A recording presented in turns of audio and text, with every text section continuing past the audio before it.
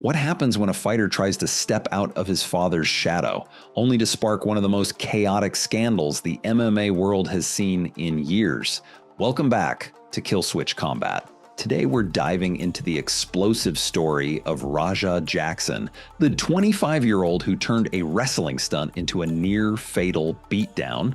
From family struggles to backstage conspiracies, legal battles, and even Dana White's shocking announcement that had fans waiting all night, this one has it all. So let's get into it. On a night that was supposed to be nothing more than an indie wrestling show at Knox Pro, things went horribly wrong. Rampage Jackson stormed the ring and attacked wrestler Psycho Stu with a level of violence no one saw coming. What looked like a pro wrestling angle quickly turned into a brutal MMA-style beatdown, leaving Stu unconscious and badly injured. He was rushed to the hospital with doctors warning that his career, and possibly his long-term health, could be at serious risk. Fans who saw the footage couldn't believe it. This wasn't staged entertainment anymore. This was real, and instantly, Raja was thrown into the spotlight for all the wrong reasons. But the chaos didn't stop there.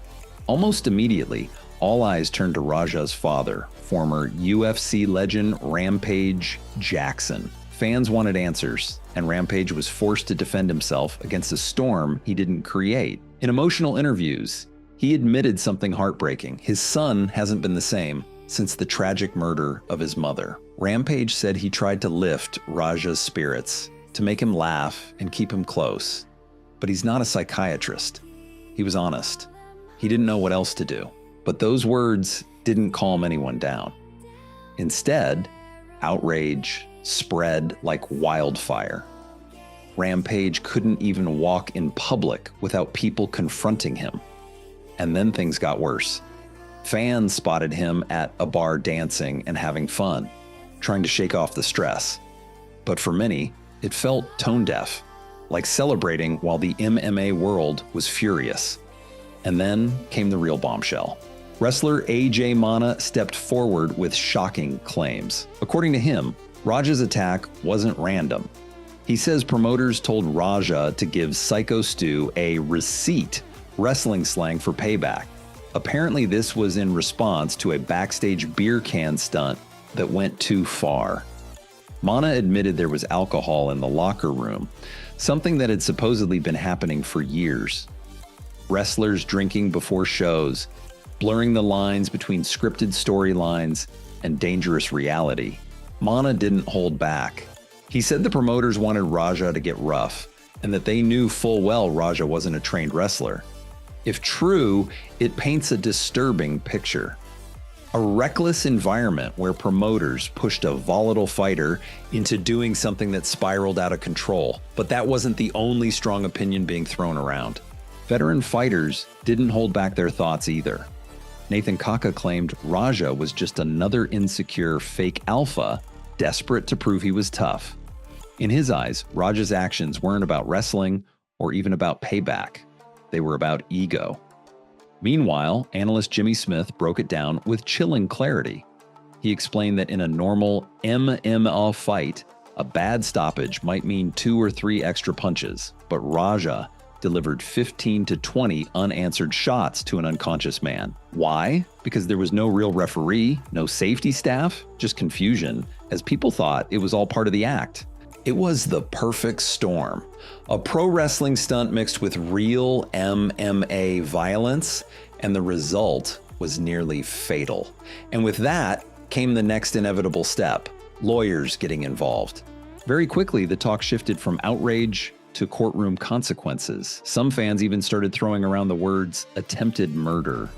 But legal experts stepped in, saying that charge was unlikely unless prosecutors could prove intent to kill. Still, felony battery with serious bodily harm is on the table. And in California, that can carry up to 4 years in prison. If prosecutors push harder, attempted murder could mean 5 to 9 years.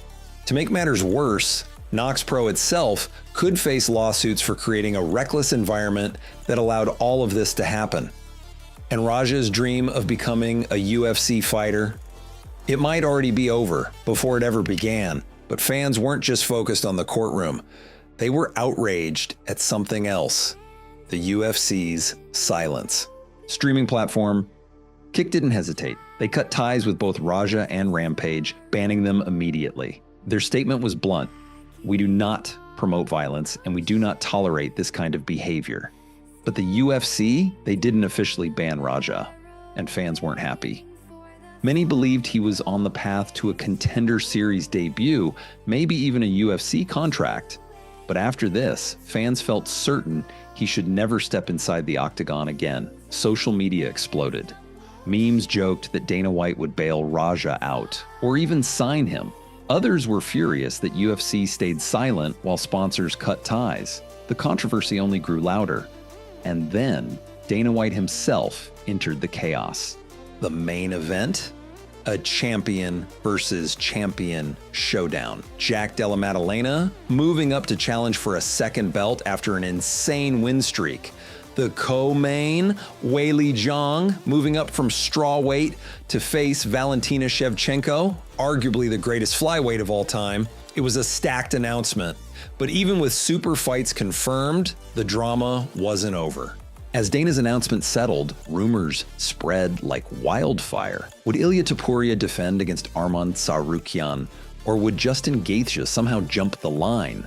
Topuria's manager shut down rumors of a Gaethje fight, calling them fake news. Khabib weighed in, saying Tsarukyan would beat Topuria 8 out of 10 times. Daniel Cormier laughed it off, saying 80-20 odds don't exist in MMA unless your name is John Jones or Khabib himself. Meanwhile, Merab Dvalishvili stirred the pot even more, claiming Topuria could actually finish Islam Makhachev if they ever met. Suddenly, the contender debate became just as heated as the Raja scandal itself. And that leaves us here. Rampage Jackson wanted to make a name for himself outside of his father's shadow. Instead, he's infamous. From a brutal attack that nearly ended another man's career, to possible prison time, lost sponsorships, and outrage from fans worldwide. This is not the legacy he hoped for.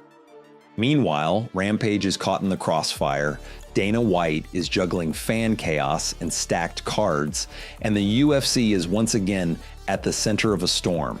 In combat sports, legends are built inside the cage. But sometimes it's the chaos outside the ring that truly shocks the world.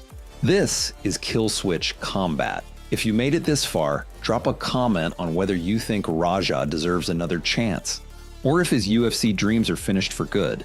And don't forget to subscribe, because what's coming next in MMA is even crazier.